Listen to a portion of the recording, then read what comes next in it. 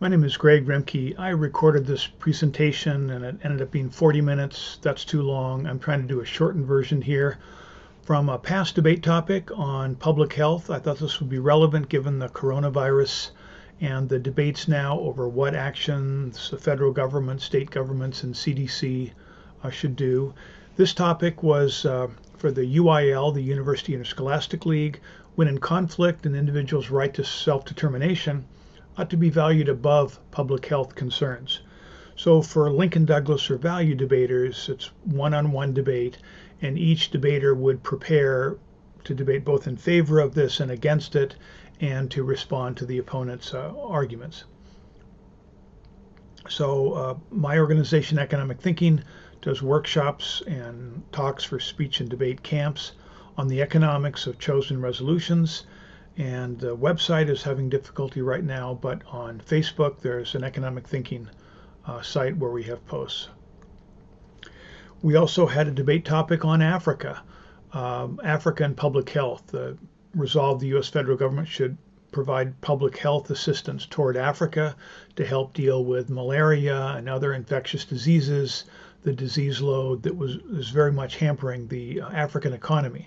So could foreign aid focused on public health issues work better? So we have a study guide on that, and that was the topic for a year. So the future of public health, if you know, to get a background, if it was a debate topic or the background to the current issues, this is a post that's online.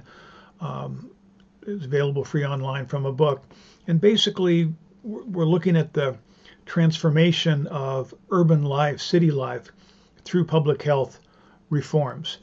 Cities used to be places where people died. The death rate was always higher than the birth rate. People would move into the city and there was jobs and opportunities there, but also danger from dirty water, cholera, other communicable diseases. So the 19th century was what they called the Great Sanitary Awakening, where people realized that this dirt was causing the disease, a vehicle of transmission, and you need to have not only public health reforms to get in clean water and get rid of sewage, but also to embrace cleanliness. That is, clean things up as a moral ideal. Sanitation changed the way society thought about health. Illness became an indicator of, not only poor social and environmental conditions, but poor moral and spiritual conditions. So cleanliness was embraced as a path to moral health. And, these were all educating the public about disease, teaching kids to wash their hands, and, those various measures that cleaned up society also advanced, reduced the death rate, allowed for much more rapid population growth in the Western world. So here's a chart on this. I'll have that in a minute.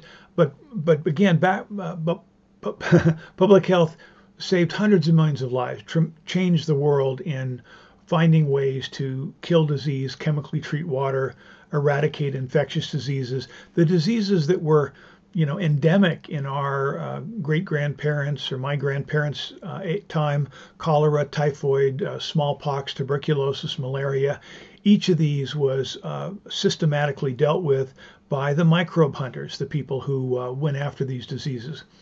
Just looking back 120 years, 1900, the number of people who died per 100,000, tuberculosis was one of the major killers, as well as flu and pneumonia. Of course, the Spanish flu came in 1918, I believe.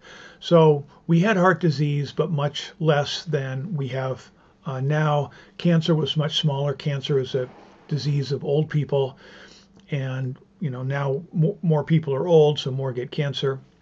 And stomach cancer was the main cause of cancer, the main type of cancer death until the 1950s or so.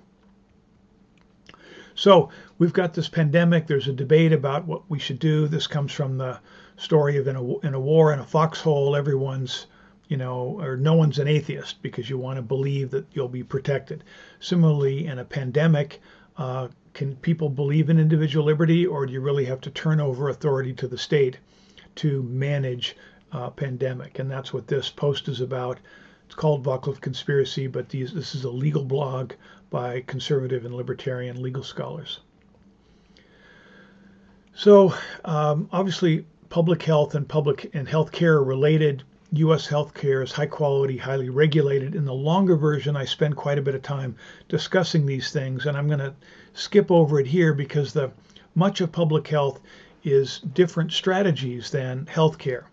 Now that the pandemic is loose in the U.S., the concern is, are there enough respirators, enough hospital beds for people that get deeply sick from the coronavirus? But public health strategies generally, like in South Korea, Singapore, and elsewhere, were focused on finding infected people, tracking them back, testing them, and isolating people who had the virus. That wasn't done in the U.S., so now we've got a general health crisis rather than a public health strategy, much the same in Italy and France as well now in Spain. So the argument economists make that researching the history of public health and the science and the technology will be helpful.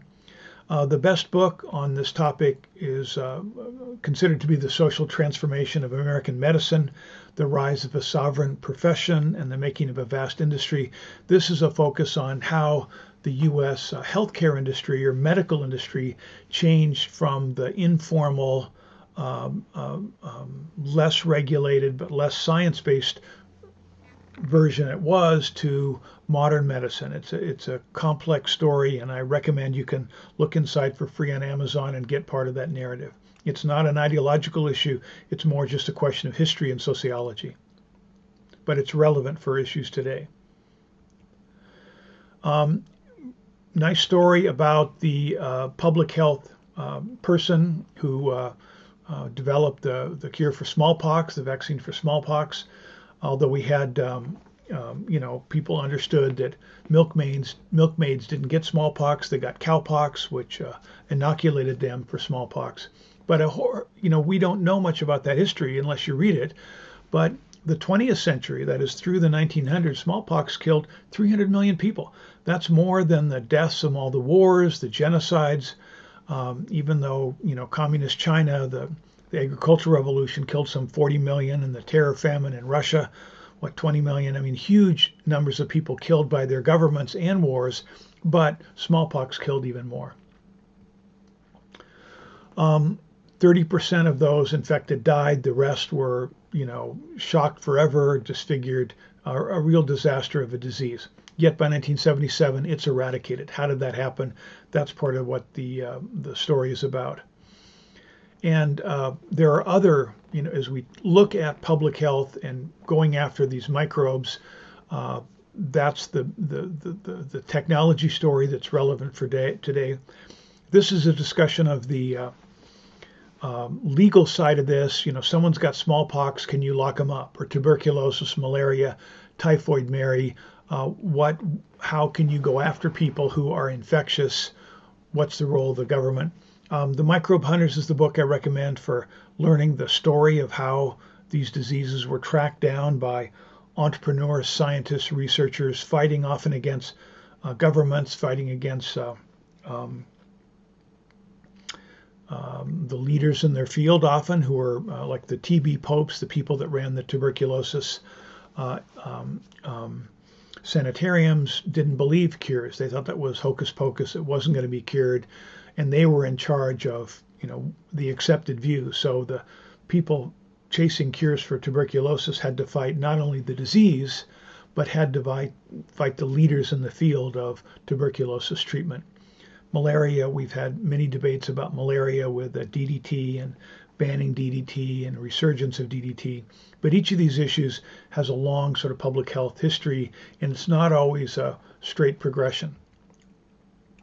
We had this debate topic on the Africa public health. I ended up reading books, many about tropical diseases, yellow fever, for example, but malaria, the history of malaria is just astonishing. So there's various books I recommend, not only to get a perspective of what happened in the past, but what's likely to happen in the future. right? It's sort of a surprise that we've gone 10 years without a major infectious disease. We had Ebola that was a disaster for Africa, but not certain parts of Africa, but not in other areas. But the core criticism of the CDC and the current state and federal public health efforts is they're not focused on infectious diseases. I mean, they do have people who work on it. They have an interest in it. It's in their charter to work on those things. But there's sort of a mission creep as infectious diseases have decreased. They've gone on to other public health things, stopping people from eating fatty food, trying to affect people's diet, stop people from smoking. In recent years, the CDC has been trying to stop vaping, arguing that vaping was associated to severe lung disease. This turns out to be misleading. It turns out it was off-brand vaping units for marijuana or vitamin E, things like that. That's what caused the disease, not the mainstream e-cigarettes. But states have banned them. The federal government's limited. The CDC is against it. And you could say, well, yeah, vaping's not good. It's got nicotine in it. Well, okay, but compared to what? It turns out a lot of the people that go to vaping and e-cigarettes are smokers who get the nicotine they want from smoking, can get it from an e-cigarette. That turns out to be a lot safer than smoking cigarettes that have the tar and other carcinogens in it.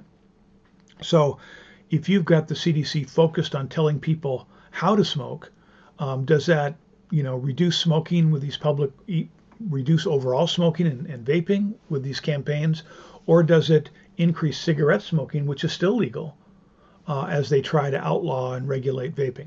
So it's a complicated issue.